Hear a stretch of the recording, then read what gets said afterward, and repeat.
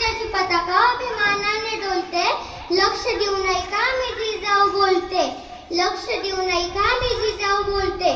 हिंदवी स्वराज्याची पवित्र माती पुन्हा एकदा आमच्या मस्तकी लावण्याचे भाग्य आम्हास लाभले. ही आई जगदंबेचीच कृपा. होय, आम्ही चालोय तुमच्या सर्वांच्या आऊसाहेब राजमाता जिजाऊ. एक काळ असा होता मावळ्यांनो, एक काळ असा होता मावळ्यांनो, या महाराष्ट्रात अनेक परकीय सत्ता धुमाकूळ घालीत होत्या. सर्वत्र गोंधळ घालीत होत्या. लोकांवर अन्याय केले जात होते. त्यांना तुरुंगात टाकले जात होते. आणि अशा काळात आमचा जन्म झाला. आमच्या जन्मावेळी आई म्हाळसाराणी व वडील लखुजीराव जाधव खूपच खुश झाले. सर्वत्र आनंद पसरला. घरादारांमध्ये रांगोळ्या काढल्या गेल्या, तोरणे लावले गेली, हत्तीवरून साखर वाटण्यात आली आणि आमचं नाव ठेवलं गेलं जिजा. जिजा म्हणजे जय आणि विजय. आजूबाजूला सरदारांची वर्दळ, युद्धाचे डावपेच, सल्लामसलत, रयतेची गारहाणी, न्याय न्याडे तर नित्याचेच. हे असं होतं आमचं बालपण. त्यानंतर आम्ही युद्धकला शिकलो. त्यात आम्ही मुलींची एक फौजही तयार केली. जेव्हा पहाटे घोड्यावरून आम्ही रपेट मारायला जायचो तेव्हा गाव कुसातल्या काही बायका आम्हाला बघून नाक मुरडायच्या, तर काही बायका आम्हाला म्हणायच्या या पोरीचं कसं होणार. पण आम्ही निश्चय केला होता स्वतःसोबत इतरांचेही रक्षण करायचे. आम्ही मराठी, संस्कृत, पारसी, अरबी, उर्दू, कन्नड अशा अनेक भाषा शिकलो. त्यानंतर शहाजीराजे व आमचा विवाह ठरला. आमच्या मनात स्वातंत्र्याची पहाट होऊ लागली.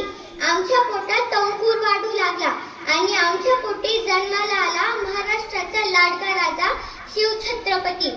आम्ही त्याच्यावर लहानपणापासूनच चांगले संस्कार घडवले. त्याला युद्धकलेत पारंगत केले. माता भगिनींचा आदर करायला शिकवले. हिंदवी स्वराज्य जपायला शिकवले. त्याचे रक्षण करायला शिकवले. एकदा एक प्रसंग घडला. एका नालायक वृत्तीच्या माणसाने एका मातेसंग अन्याय केला. ते आम्हाला देखवलं गेलं नाही. आम्ही त्याला आमच्याकडे बोलून एकच घोषणा केली, अंगणातली तुळस, गोठ्यातली गाय आणि घरातली माय यांच्याकडे जर कोणी वाकडी नजर केली तर त्याची गय केली जाणार नाही. आमचा कार्यकाळ संपत आला होता. आता रयतेचे राज्य स्वराज्य निर्माण करण्यात शिवबा यशस्वी झाला होता. आमची स्वराज्याची संकल्पना साकार झाली होती. शिवबाला रयतेचा लाडका राजा झालेला पाहून आम्ही आमचे समाधानाने डोळे मिटले. शेवटी एवढेच बोलून जाते तुम्हाला, ना वाकणार ना झुकणार, अन्यायापुढे पलटून वार करणार, सन्मानाने जगणार आणि सन्मानानेच मरणार. हे हिंदवी स्वराज्य आहे. इथे आयाबायांची पूजा केली जाते. जाऊन सांग तुझ्या बादशाला, पुण्याची जहागिरी आता महासाहेबांची अर्धागिनी चालवते. शेवटी जाता जाता एवढेच बोलते, वाघाची आई बनायला काही वाघिणीचेच लागते. वाघाची आई बनायला काही वाघिणीचेच लागते.